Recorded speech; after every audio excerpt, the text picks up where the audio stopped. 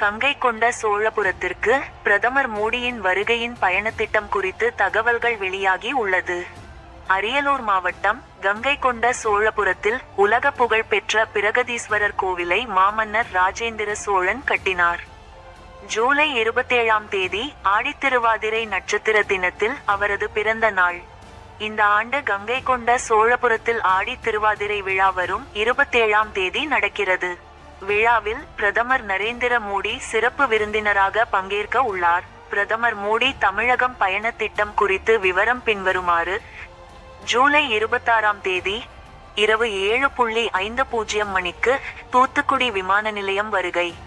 இரவு 8:30 முதல் 9:30 வரை மணிக்கு விமான நிலைய புதிய முனைய திறப்பு விழாவில் பங்கேற்பு. இரவு 10:35 மணிக்கு தூத்துக்குடியில் இருந்து புறப்பட்டு திருச்சி வந்து தங்குகிறார். ஜூலை 27ஆம் தேதி காலை 11 மணிக்கு ஹெலிகாப்டரில் புறப்பட்டு 12 மணிக்கு கங்கை கொண்ட சோழபுரம் கோவிலில் வழிபாடு. மதியம் 2:25 மணிக்கு திருச்சி விமான நிலையத்தில் இருந்து பிரதமர் மோடி புறப்படுகிறார்.